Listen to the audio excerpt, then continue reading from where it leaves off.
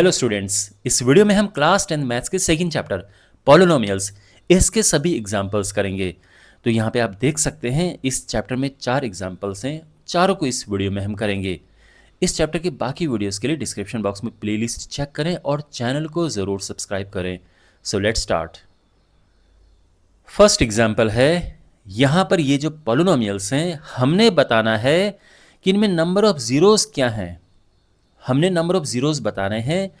अब देखो, ये आप ग्राफ देख रहे हैं, यहाँ पे आप ये देखो, ये एक ग्राफ ये है, एक ग्राफ ये है, तो ये ग्राफ्स हैं। ये एक्चुअल में क्या है, ये पॉलिनोमियल्स हैं। तो जैसे हम लिखते हैं ना पॉलिनोमियल, जैसे मान लो कि कोई पॉलिनोमियल है x-4 या फिर x² - 5x + 6। ये पॉलिनोमियल्स को लिखने का एल्जेब्रिक तरीका है, लेकिन पॉलिनोमियल्स को हम ऐसे भी रिप्रेजेंट कर सकते हैं। इन्हीं के ग्राफ ड्रॉ करने होते हैं, तो ये पॉलिनोमियल्स को रिप्रेजेंट करने का ज्योमेट्रिक तरीका है, ग्राफिकल रिप्रेजेंटेशन ऑफ पॉलिनोमियल्स, और ये पॉलिनोमियल्स को रिप्रेजेंट करने का एल्जेब्रिक तरीका है। तो जब हमारे पास ये एल्जेब्रिक फॉर्म में लिखे होते हैं तो हम कैसे इनके ज़ीरोज़ निकालते हैं? हम इसको ज़ीरो पुट करते हैं और ये पता करते हैं कि भाई x4 आ रहा है, यानी x अगर हम 4 रखते हैं तो ये चीज़ ज़ीरो हो जाती है। तो यानी इसका एक ज़ीरो है, क्योंकि x = 4 के अलावा कुछ और दूसरा यहाँ पर है नहीं जो इस पूरी चीज़ को ज़ीरो बनाएगा। तो इसका जो ज़ीरो है वो एक है, इस पॉलिनोमियल का 1 ज़ीरो है। लेकिन अगर हम बात करें इसकी, यहाँ पर आपको x = 2 अगर रखते हैं तो ज़ीरो हो जाता है, 3 रखते हैं तो भी ज़ीरो हो जाता है ना। अगर आप रख के देखो तो आपको पता चल जाएगा। तो यहाँ पर इसके कितने ज़ीरोज़ हो गए? यहाँ पे 2 ज़ीरोज़ हो गए हैं। तो ये तो हम यहाँ पे x की वैल्यू रख के फिर ज़ीरो निकाल के तब पता करते हैं कि ये इतनी बार ज़ीरो हो रहा है, इसके इतने ज़ीरोज़ हो गए हैं। लेकिन यहाँ पर कैसे पता चले, है ना भाई? एल्जेब्रिक वे में आप समझ गए कि x की वैल्यू पुट करके देखो, ज़ीरो आ जाएगा तो उसका ज़ीरो होगा। अब इसमें 2 और 3 दोनों को पुट करने पे ज़ीरो आ रहा है, इसके अलावा कुछ और नहीं है, तो इसके टोटल नंबर ऑफ ज़ीरोज़ 2 हो गए हैं। यहाँ पे इसके नंबर ऑफ ज़ीरो 1 है। बट यहाँ पर कैसे पता करें? तो यहाँ पर हम क्या देखते हैं कि ये जो ग्राफ है, ग्राफ आप देख रहे हैं, ये ग्राफ है, ये ग्राफ x एक्सिस को कितनी बारी कट कर रहे हैं, वो उसका आंसर होगा। तो अगर मैं सीधी भाषा में कहूँ, सीधी लैंग्वेज में, तो बस आपने ये देखना है कि x एक्सिस को ग्राफ कितनी बारी कट या टच करता है। तो यहाँ पर आपने देखा एक ही बार कट करता है तो इसका एक ज़ीरो है। यहाँ पर 1-2 बार टच करता है तो इसके 2 ज़ीरोज़ हैं। यहाँ पे 1-2-3 बार इसको टच या कट करता है तो इसके 3 ज़ीरोज़ हैं। यहाँ पर एक बार देखो, इसको कट करे हमें फ़र्क नहीं पड़ता है, हमने केवल x एक्सिस देखनी है। एक बार यहाँ पर x एक्सिस को कितनी बार कट या टच करता है? एक बार। और यहाँ पर 1-2-3-4 बार, तो इसके 4 ज़ीरोज़ हो गए। ये समझ गए, सिंपल तरीका है। और ऐसा होता क्यों है? उसका रीज़न है कि x एक्सिस पे y ज़ीरो होता है, और y का मतलब क्या है?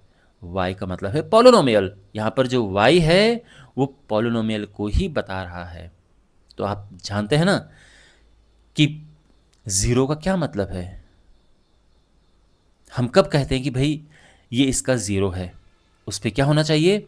जो पूरा पॉलिनोमियल है वो ज़ीरो होना चाहिए। जैसे यहाँ पे x हमने 4 रखा था तो पूरा ज़ीरो हो गया था ना, तो x = 4 इसका एक ज़ीरो है, क्योंकि इस पे पूरा पॉलिनोमियल ज़ीरो हो गया है। ऐसे ही यहाँ पर पूरा पॉलिनोमियल ज़ीरो कब होता है हमने ये देखना है, कितनी बार होता है। मतलब हमने ये बताना नहीं कि ज़ीरो बताओ, जैसे मैं यहाँ पे बता पा रहा हूँ ना कि x = 4 इसका ज़ीरो है। आप यहाँ भी बता सकते हैं, लेकिन वो पूछा नहीं है, केवल ये बताया कि कितने ज़ीरो हैं। तो हमने देखना है कि कितनी बार इसमें y ज़ीरो होता है। y का मतलब पॉलिनोमियल ज़ीरो होता है। तो और y कब ज़ीरो होता है, पॉलिनोमियल कब ज़ीरो होता है? x एक्सिस पर ज़ीरो होता है। तो इस सिंपल आपको बेसिक कॉन्सेप्ट पता होगा कि x एक्सिस पे y ज़ीरो होता है। सिंपल है ये। तो इसी वजह से जब ये x एक्सिस को कट करेगा तब तब y ज़ीरो होगा, यानी तब तब पॉलिनोमियल ज़ीरो होगा और वो उसका ज़ीरो माना जाएगा। तो यहाँ पर इसी वजह से एक ज़ीरो है, यहाँ पे दो ज़ीरो हैं, यहाँ पे तीन ज़ीरो है। तो ये आंसर समझ आ गया। तो आप लिखेंगे तो वही सिंपल कि जो पहला सोल्यूशन है तो number of zeros is equal to 1। इसी तरह से सेकंड में आप लिखेंगे कि number of zeros is equal to 2 और ऐसे सारे लिख देंगे। इसमें 3 है, 1 1 4। ओके, आई होप आपको समझ आया होगा रीज़न भी और ये प्रॉपर सोल्यूशन भी। एग्जाम्पल 2 है, find the zeros of the quadratic polynomial. हमने इसके ज़ीरोज़ फाइंड करने हैं and verify the relationship between zeros and coefficients. तो यहाँ पर सबसे पहली बात तो ये है कि इसको पी एक्स नाम दे देते हैं, जो पॉलिनोमियल है x square plus 7x plus 10। पहले तो यह कि हमने ज़ीरोज़ फाइंड करना है। ज़ीरोज़ फाइंड करने के लिए सिंपली इसको ज़ीरो पुट कर देते हैं। तो हम क्या करेंगे, पुटिंग जो पॉलिनोमियल है उसको ज़ीरो पुट कर देते हैं। ज़ीरो फाइंड करने का तरीका है, ये ध्यान रखना, ठीक है। तो यहाँ पर क्या होगा, जो पॉलिनोमियल है ये ज़ीरो हो जाएगा। अब यहाँ पर हम इसके फैक्टर्स करेंगे तो क्या मिलेगा हमें, ये 5 इंटू 2 10 होता है एंड 5 प्लस 2 7 होता है।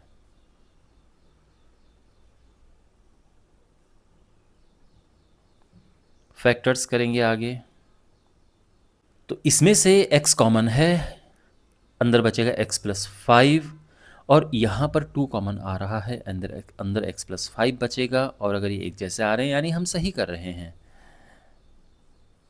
तो x plus 5 and x plus 2। अब यहाँ पर क्या होगा, या तो x प्लस 5 ज़ीरो है या फिर x प्लस 2 ज़ीरो, ये लिखने का तरीका होता है ना। तो यानी यहाँ पर x हमें या तो सिंपली कॉमा लगा दो, ओके, कोई प्रॉब्लम नहीं है, x माइनस 5 और x is equal to minus 2। तो इसके ज़ीरोज़ क्या हो गए, therefore the zeros are -5 and -2।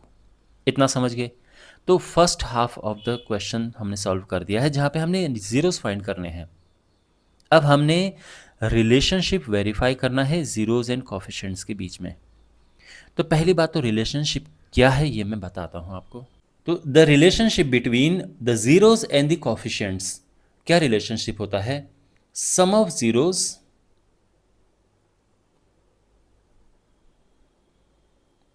Is equal to minus, अब ध्यान से सुनो, माइनस बी अपॉन ए होता है ना, यानी minus coefficient of x upon coefficient of x square. आप चाहो तो यहाँ पे इनको ए बी सी नाम देके सीधा माइनस बी अपॉन सी भी लिख सकते हो, लेकिन चलो फिलहाल लिख देते हैं coefficient of x upon coefficient of x square, but minus sign लगाते हैं, इसमें ध्यान रखना। तो ये तो है रिलेशनशिप। अब इसको हमने वेरीफाई करना है। तो ज़ीरोज़ हमारे पास ये आए, तो सम ऑफ ज़ीरोज़ की जब हम बात करेंगे तो हमने इनको प्लस करना है, ठीक है।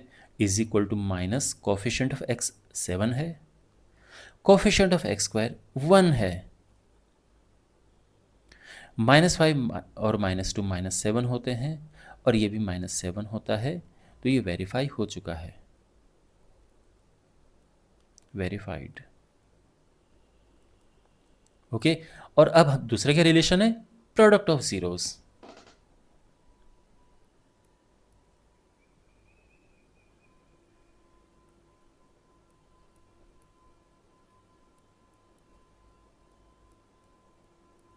प्रोडक्ट ऑफ ज़ीरोज़ होता है नहीं, इसमें माइनस नहीं होता है।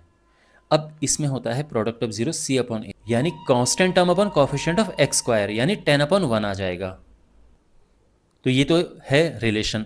अब हमने शुरू करना है वेरिफिकेशन, यानी वैल्यूज पुट करनी है हमने। तो प्रोडक्ट जीरोज ये ध्यान रखना, तो प्रोडक्ट में हम इनको आपस में मल्टीप्लाई कर देंगे। कांस्टेंट टर्म क्या है 10 and coefficient of x square 1 है, तो 10 अपॉन 1 हो जाएगा। और ये आ जाएगा क्या, देखो ये मल्टीप्लाई करेंगे 10 आएगा और ये भी 10 आएगा और ये वेरीफाई हो चुका है। Okay, clear? ऑलराइट, तो आई होप आपको ये एग्जाम्पल समझ आया होगा। Example 3, find the zeros of the polynomial and verify the relationship between zeros and coefficient. तो यहाँ पर वही पहले तो इसको लेट कर दी कि पी ऑफ एक्स नाम दे देते हैं, एक्स स्क्वायर माइनस 3। अब हमने इनके ज़ीरोज़ फाइंड करने हैं, तो हम क्या करेंगे,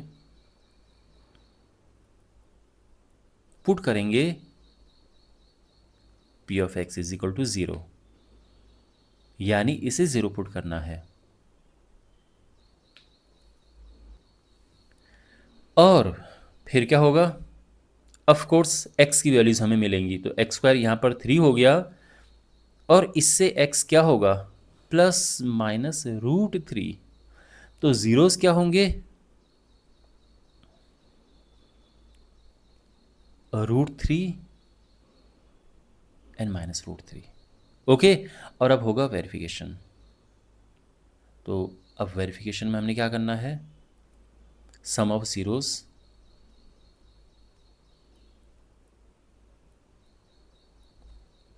is equal to minus B upon A होता है ना, यानी प्रॉपर वे में लिखें तो minus coefficient of x upon coefficient of x square.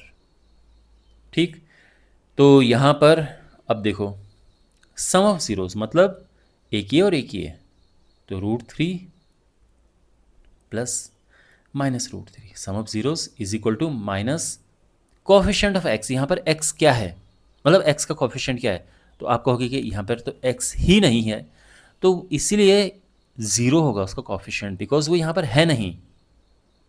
And coefficient of x क्या हो, कोफिशिएंट ऑफ एक्स स्क्वायर क्या है, 1 है।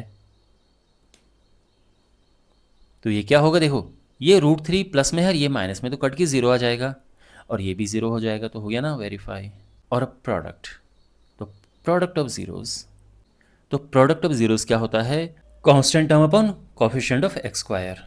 तो प्रोडक्ट ऑफ ज़ीरोज़ का मतलब क्या है, देखो ज़ीरोज़ हैं ये, प्रोडक्ट मीन्स इनको आपस में मल्टीप्लाई करना है। कांस्टेंट टर्म क्या है, कांस्टेंट टर्म इसमें है -3। Okay, coefficient of x square क्या है, एक्स स्क्वायर के साथ में क्या है, 1 है, अपॉन 1। अब ये मल्टीप्लाई करेंगे तो ये √3 इंटू √3 होता है 3, और ये भी -3 आ जाएगा। ओके, और ये वेरीफाई हो चुका है। इस तरह से हमने वेरीफाई करना है। Example 4, find a quadratic polynomial the sum and product of whose zeroes are this and this. यहाँ पर पहले से क्या दिया है, sum of zeroes and product of zeros.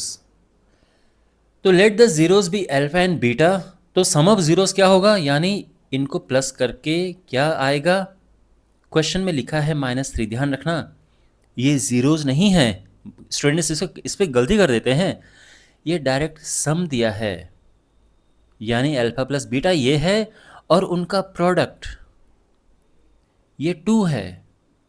ये क्वेश्चन में गिवन इंफॉर्मेशन है।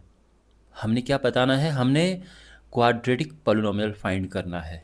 ओके, तो हम लिखेंगे देयरफॉर द क्वाड्रेटिक पॉलिनोमियल। देखो ऐसी सिचुएशन में पॉलिनोमियल क्या होता है कि पॉलिनोमियल होता है पी ऑफ एक्स, यानी जो पॉलिनोमियल क्या होगा, x square minus sum of zeros into x plus product of zeroes. तो ध्यान रखना ये सम ऑफ जीरोज है, ये प्रोडक्ट ऑफ जीरोज है, और क्वेश्चन में ये इंफॉर्मेशन जो है ध्यान रखना ये, okay, it is very important.